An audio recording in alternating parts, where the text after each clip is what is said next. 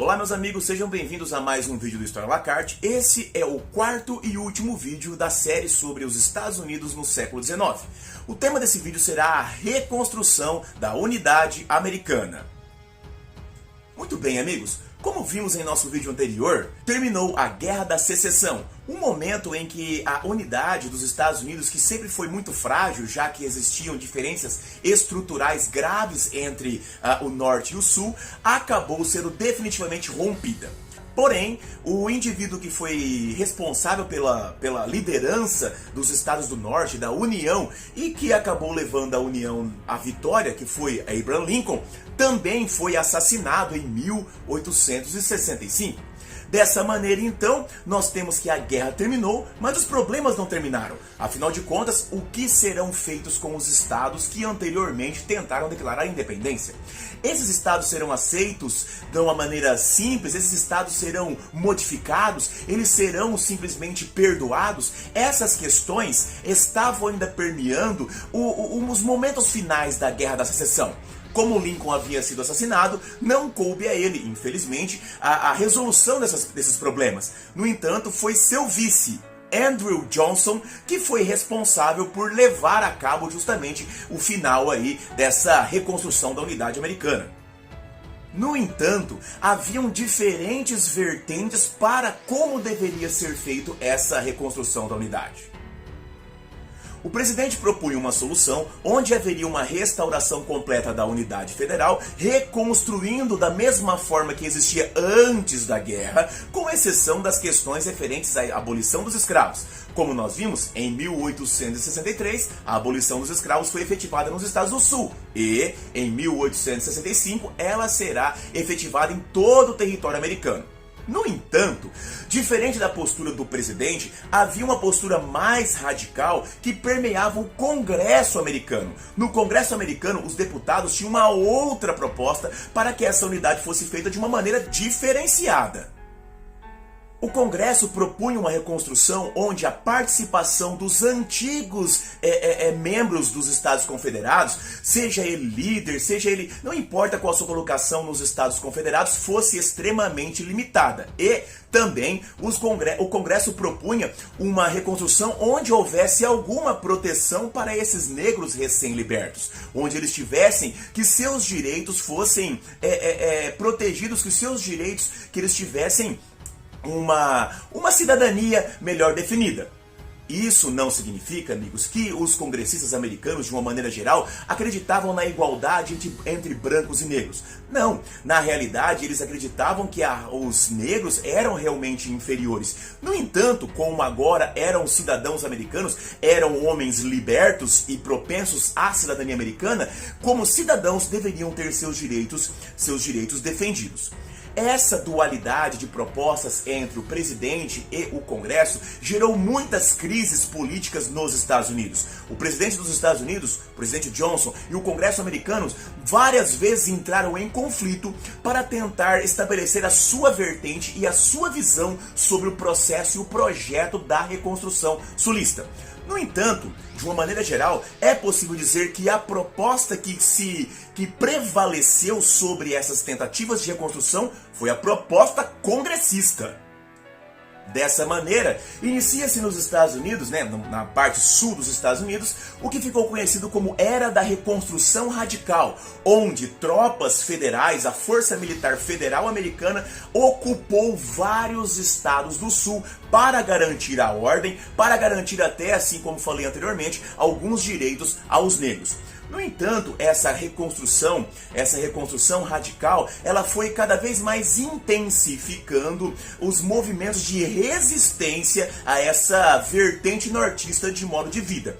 Vários insurgentes, várias pequenas revoltas, vários foras da lei que eram anteriormente provenientes do exército do sul dos Estados Unidos começaram a atacar os representantes desse modo de vida nortista. Um indivíduo interessante que vai se destacar nesse processo é o fora da lei, conhecido como Jesse James. Jesse James era outrora um membro do Exército do Sul dos Estados Unidos e se transforma em um grande ladrão de banco porque ele justificava seus atos criminosos justamente porque grande parte do dinheiro que estava depositado no sul dos Estados Unidos era proveniente dos capitais do norte. Justamente porque o sul dos Estados Unidos, como estava devastado, muitas empresas nortistas foram para o sul para tentar reconstruí-lo, levando seus capitais. Dessa forma, Jesse James começa a fazer uma onda de assaltos a banco grandiosa nos Estados Unidos. E ele ficou muito famoso porque, como ele se apresentava como uma oposição a essa invasão nortista, grande parte da população do sul, incluindo editores de jornais, incluindo até as autoridades sulistas, protegiam Jesse James, fazendo com que sua popularidade crescesse de uma maneira gigantesca. Jesse James é uma das figuras mais emblemáticas desse momento aí da segunda parte do século XIX, onde nós tivemos ali, por exemplo, que nós já falamos nos nossos vídeos anteriores, as guerras indígenas, outros elementos que surgiram heróis da nação. Se no norte, por exemplo, nós vimos lá no nosso vídeo sobre guerras indígenas que surgiu a figura do General Custer como herói da nação americana, defendendo os valores nortistas, no sul dos Estados Unidos, de uma maneira assim, tanto quanto distorcida, Jesse James também surge como defensor dos valores sulistas. Além desses pontos, nós temos que entender que o norte também, por meio essa questão de proteger os direitos dos negros, também estava tentando trazer os negros para a cidadania. Nós tivemos que muitas ações dos governos nortistas foram direcionadas para os estados do sul. Muitas delas referentes ao estabelecimento de uma educação para esses negros recém-libertos e ex-escravos. Muitos professores do norte foram para o sul para estabelecer essa educação para agora os ex-escravos. Por quê? Porque além de serem libertos, esses ex-escravos também teriam direito ao voto.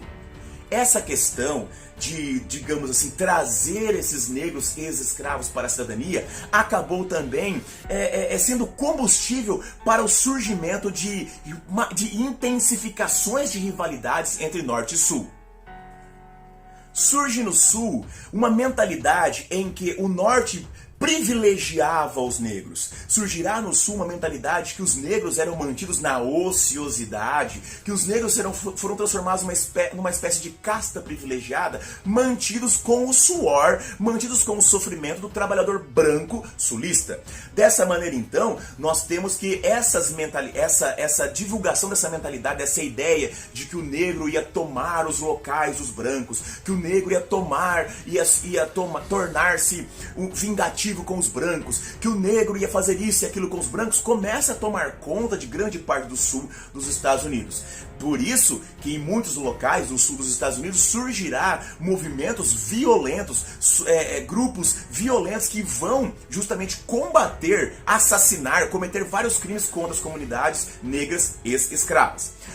Mesmo o negro nos Estados Unidos daquela época, 1865, 1866, eles tendo direito ao voto, eles pouco participavam das eleições em alguns locais do sul, porque esses grupos violentos que surgiram a partir de 1865, eles simplesmente espancavam, mutilavam, assassinavam. Isso, eles mantinham os negros de fora do processo eleitoral por meio da violência, por meio da coerção. Isso começou a acontecer ali por volta ali de 1865. Começam a surgir esses grupos. Dentre eles, o mais famoso grupo que buscava defender a supremacia dos brancos no sul, que tentava manter essa ideia supremacista branca no sul, é a Ku Klux Klan, que vai surgir ali em 1865. Porém, sobre a Ku Klux Klan, nós vamos deixar para falar sobre ela um pouquinho mais à frente ainda neste vídeo.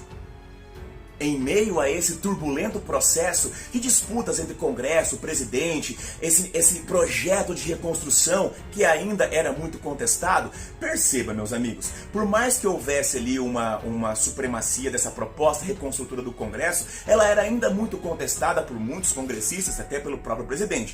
Então, esse estabelecimento de uma política americana nesse momento, ela era muito conturbada, até mesmo porque havia muitas acusações de corrupção nesse processo de reconstrução reconstrução do Sul, onde várias empresas e vários indivíduos agindo de má fé usufruíram indevidamente de recursos destinados à reconstrução para enriquecimento próprio.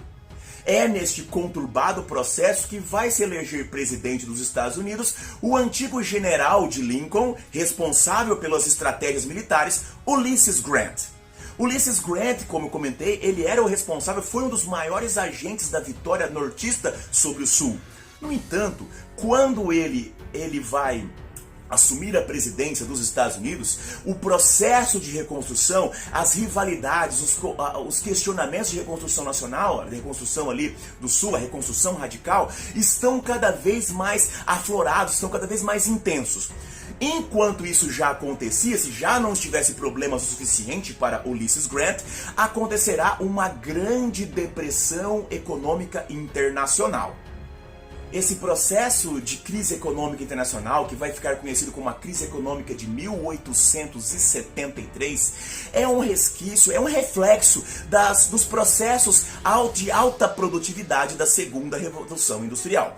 Na segunda Revolução Industrial, como nós vimos na Inglaterra e agora em outros países, existem processos industrializadores como França, Alemanha, próprios Estados Unidos, e isso eleva a capacidade produtiva do mundo. Eleva a capacidade produtiva a um momento tão grandioso e tão poderoso na Europa, que nós temos ali uma crise de superprodução, onde os preços vão cair e levando ali a uma depressão econômica.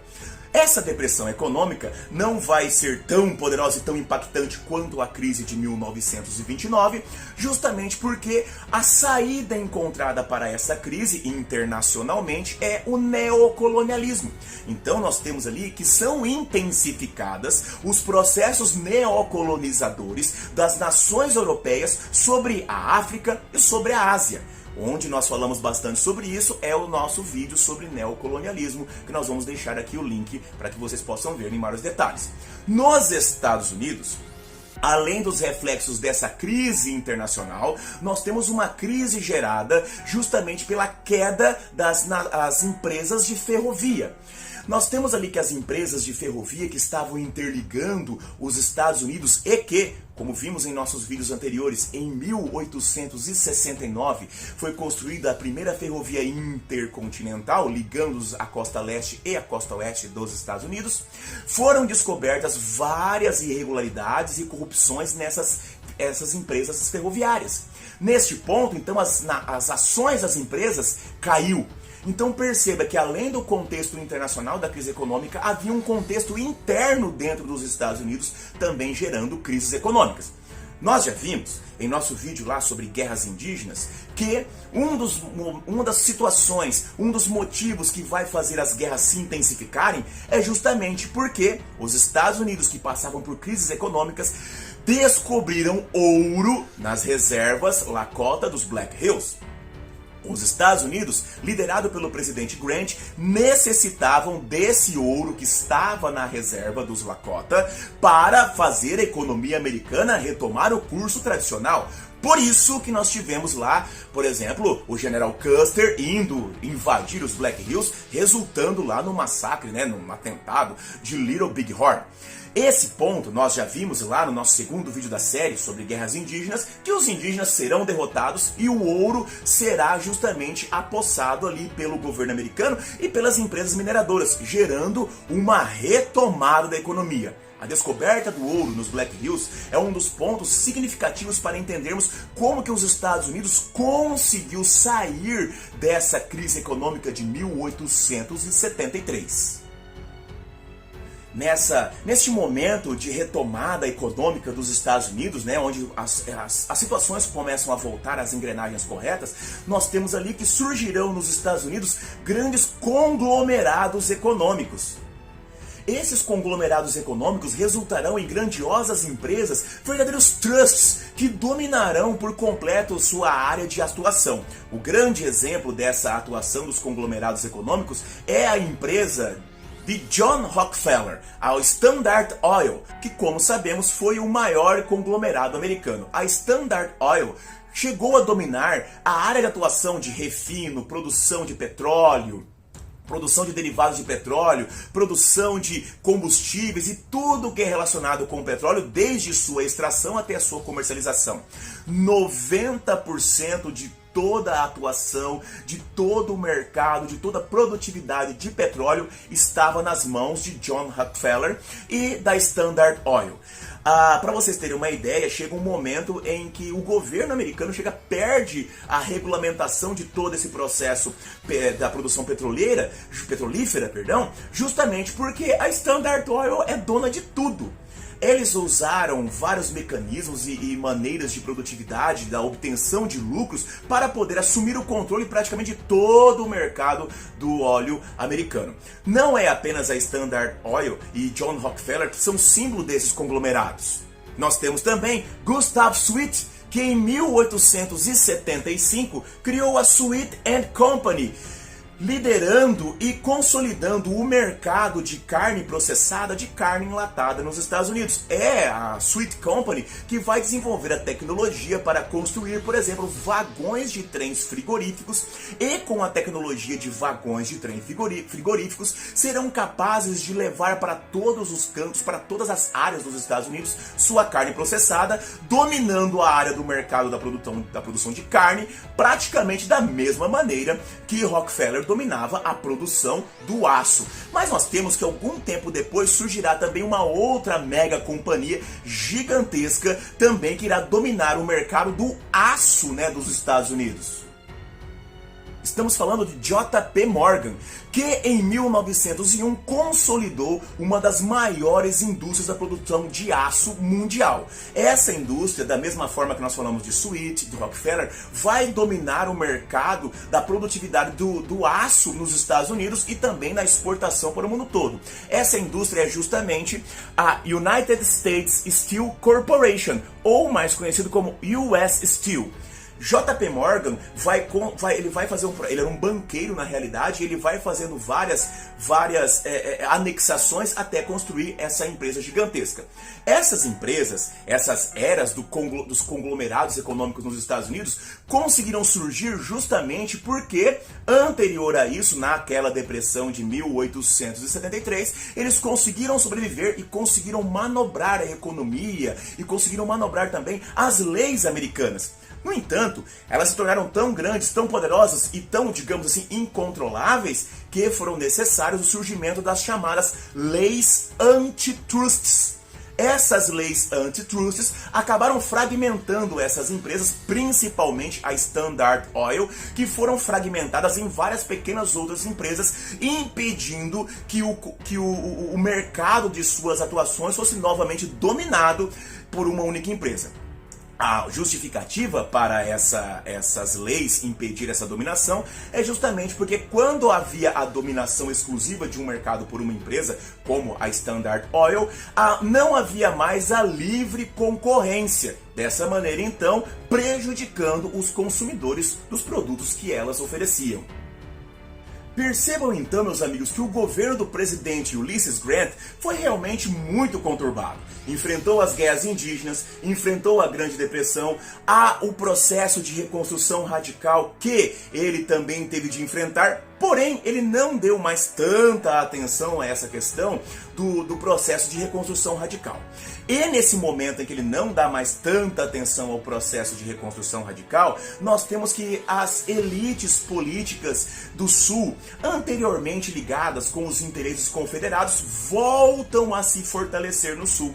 Nós temos então que em várias partes dos estados do Sul dos Estados Unidos, nós tivemos ali que os grandes líderes confederados retomaram a sua força política, chegando novamente a ser eleitos para alguns cargos públicos daqueles estados. Dessa maneira, a questão da segregação e a tensão estava muito grande no Sul. Porém, como comentei há pouco, o presidente Grant está mais preocupado com a questão da economia, com a questão ali das guerras, para que a unidade total americana fosse mantida. Dessa forma, o presidente Grant ele vai governar ali justamente um momento muito conturbado da história dos Estados Unidos.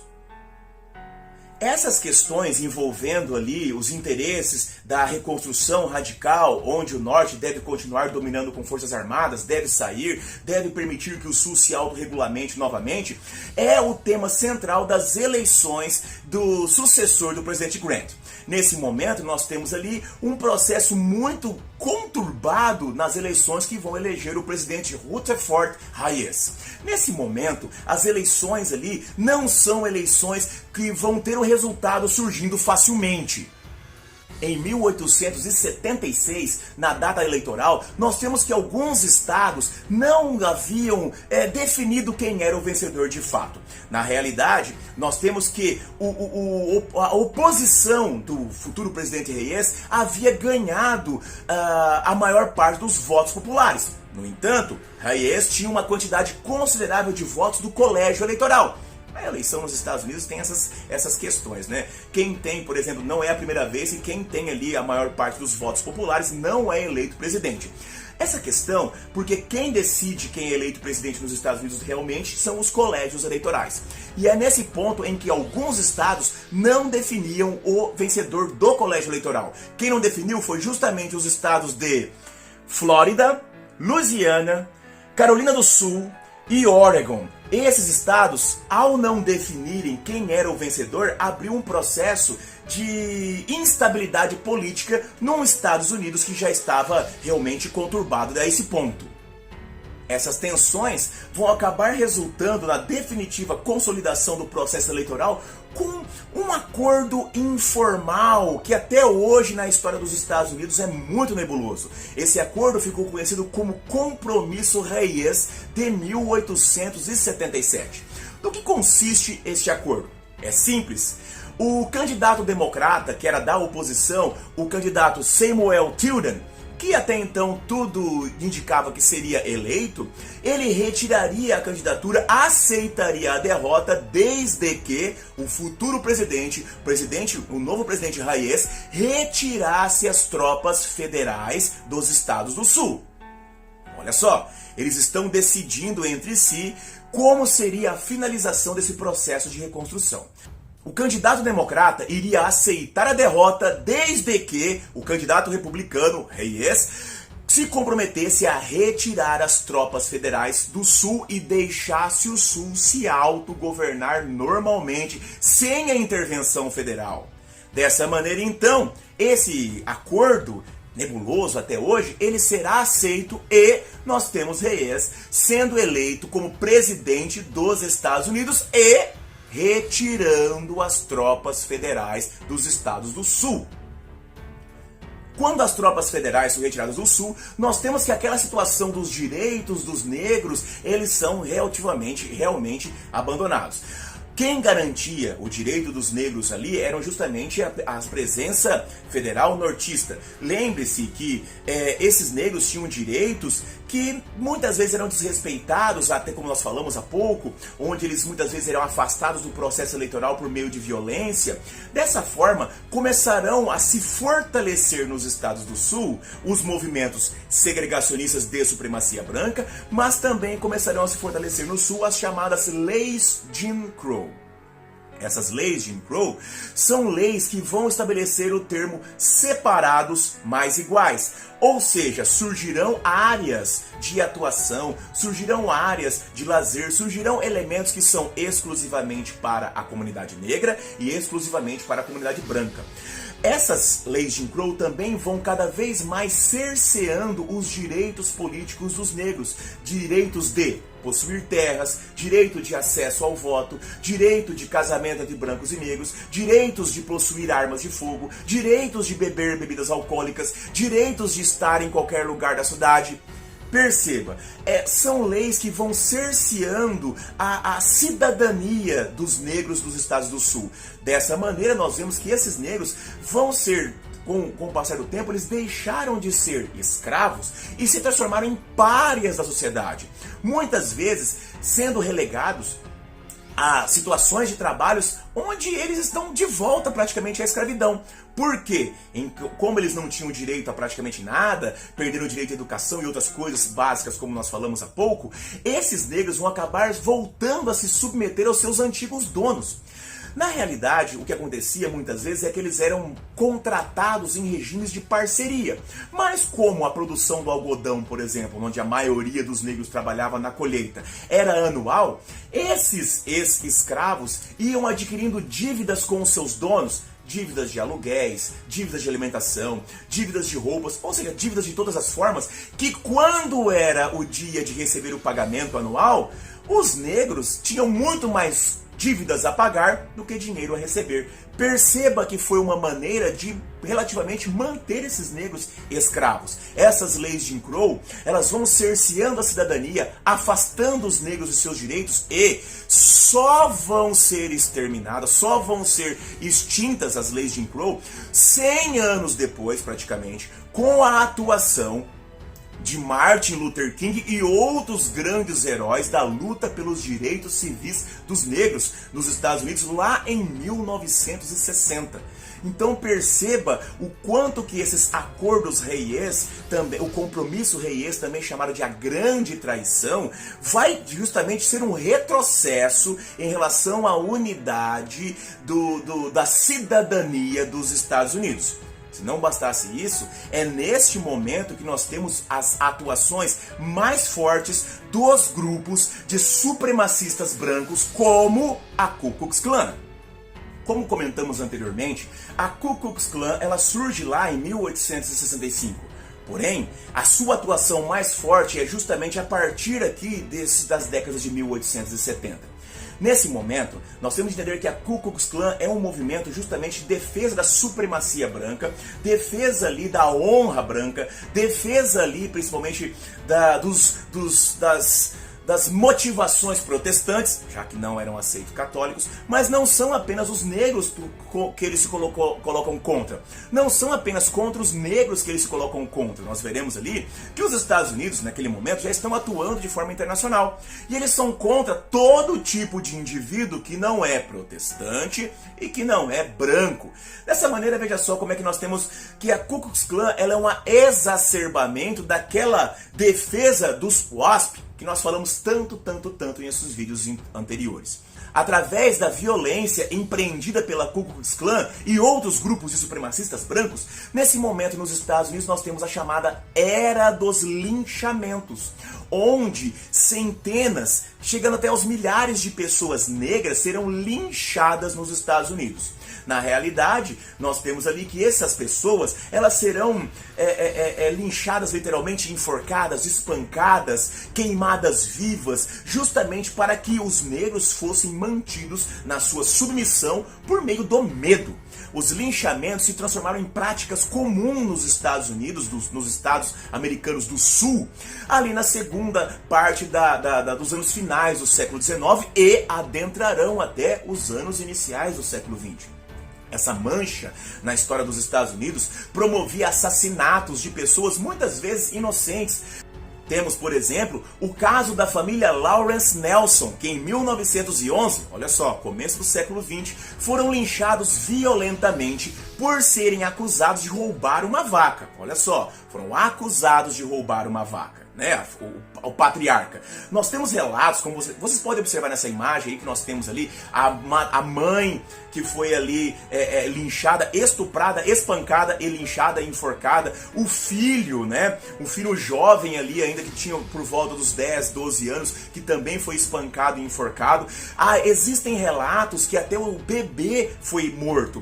Na realidade, esses linchamentos, né? No caso desse também, muitas poucas informações contraditórias. Existem relatos em que não havia bebê, existem relatos em que o marido estava presente, existem relatos que o marido já estava preso. Na realidade, nós temos ali que esses linchamentos, eles eram até bem vistos, chegaram a ser momentos de lazer onde os supremacistas brancos do Sul levavam as crianças, levavam os filhos para poder assistir a esse evento que era um linchamento.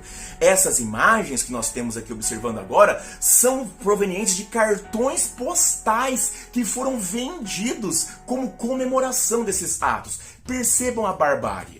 E não é somente isso, nós temos ali justamente que não foi somente esse linchamento, mas vários aconteceram. Um momento terrível onde essa mentalidade de supremacistas brancos, de uma supremacia branca que deve ser mantida mesmo pela força e violência, persistiu nos Estados Unidos. E olhe só, não apenas persistiu, em vários locais ainda persiste essa mentalidade retrógrada, racista e tão terrível da humanidade. Concomitante a esses movimentos de problemas raciais acontecendo no Sul agora, após o compromisso raiz, nós temos que os Estados Unidos também estão se envolvendo agora em questões internacionais. Neste momento, os Estados Unidos, já passados aqueles momentos de crises grandiosas da economia, surgimento de poderosas empresas, como nós falamos, agora eles vão realmente expandir a sua presença e a sua influência política e econômica internacionalmente. Estamos falando justamente de um momento que ficou conhecido como a fase do imperialismo americano.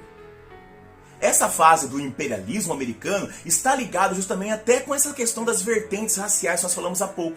Porque os Estados Unidos se expandindo estão em contato com outras nações sul-americanas, nações asiáticas, e eles também fazem parte de uma ideia comum, não apenas americana, mas comum aos países brancos, europeus, ou descendentes de europeus como o americano, que era a ideia do fardo do homem branco, que era justamente, como vocês podem observar nessa imagem, era justamente o que? Um dever deste homem branco. Este homem branco tinha o dever de levar as raças inferiores até a civilização. Reparem na imagem que vocês estão vendo, que nós temos ali, que nós temos um desenho onde vemos um inglês segurando ali, né, um balaio, digamos assim, com essas raças inferiores dentro, e nós temos um americano também segurando um outro balaio com essas raças inferiores também. Então perceba que essa ideia do fardo do homem branco é o dever desses dois povos tão grandiosos assim,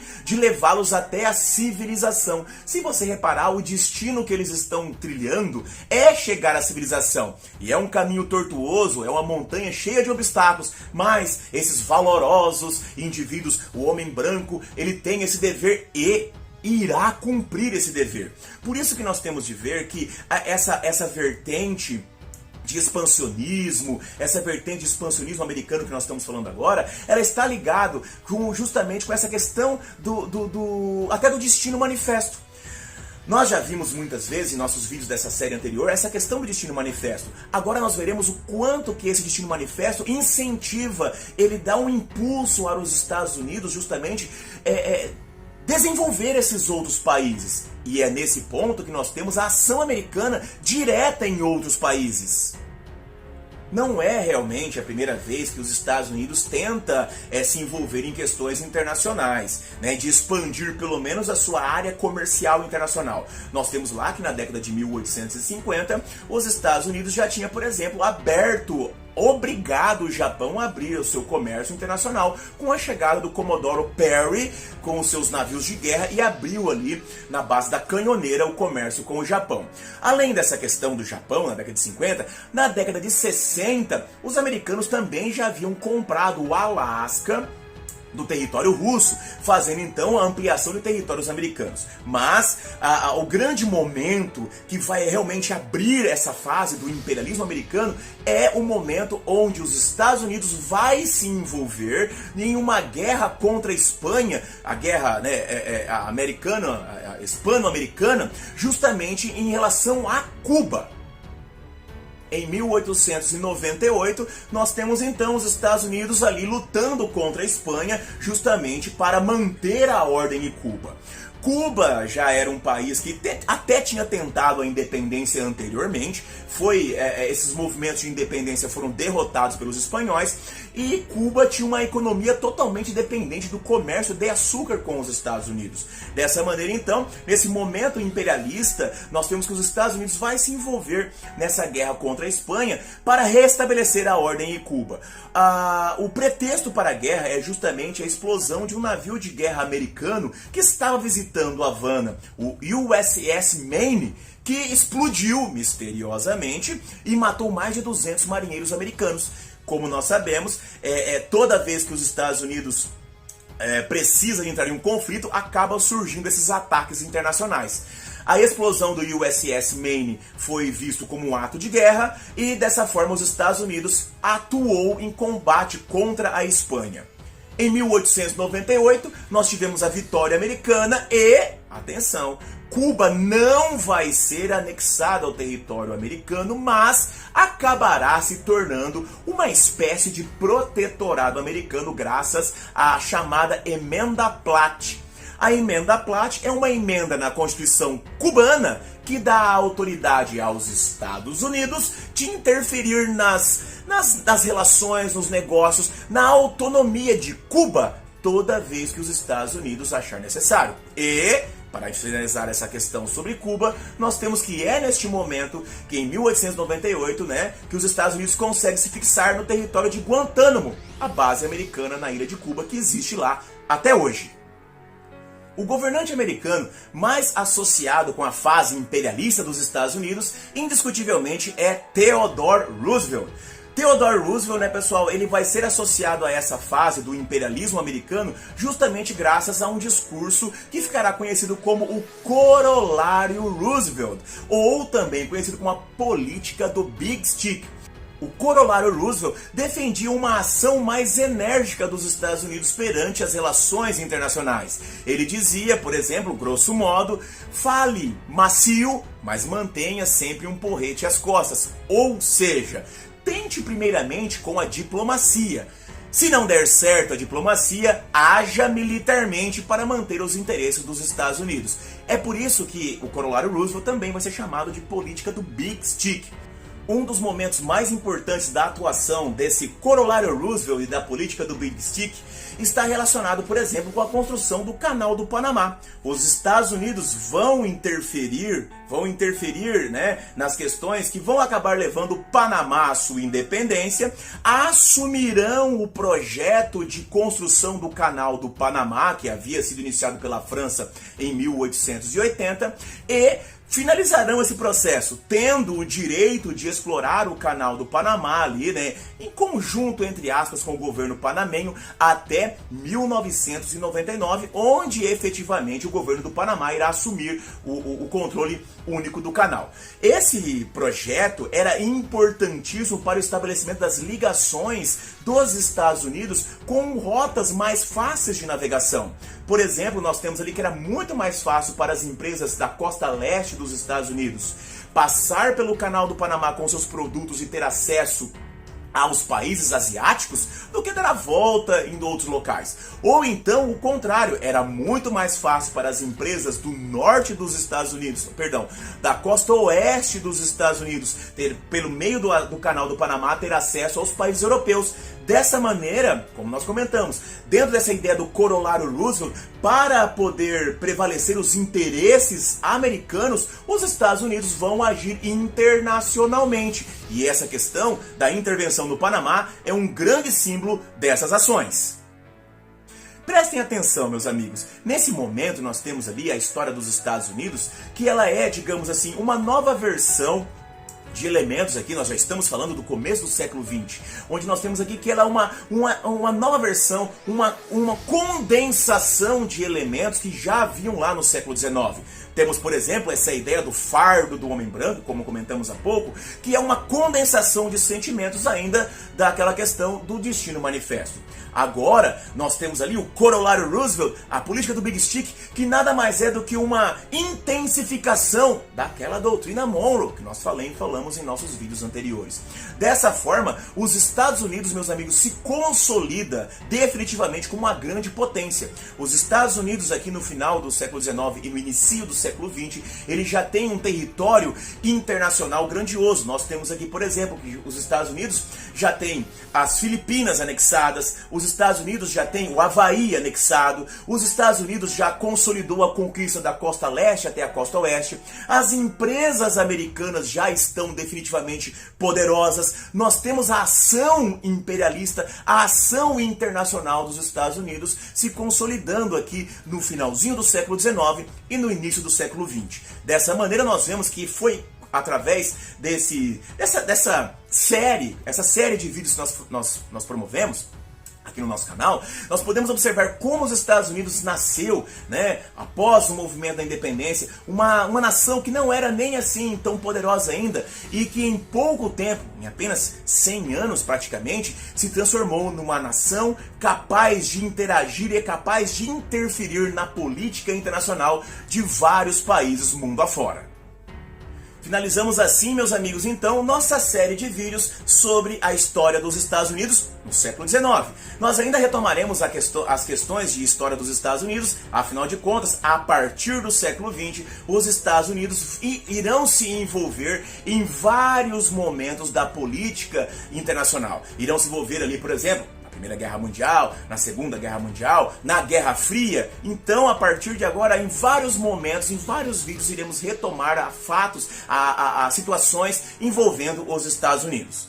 Meus amigos, se esse vídeo te ajudou, se ele trouxe informações importantes para você, não se esqueça, assine o canal, ative o sininho e ajude o História à la Carte a se tornar um canal que pode ajudar não apenas você, mas muito mais pessoas por aí. Um grande abraço, meus amigos, vida longa e próspera e até a próxima. Tchau, tchau, gente!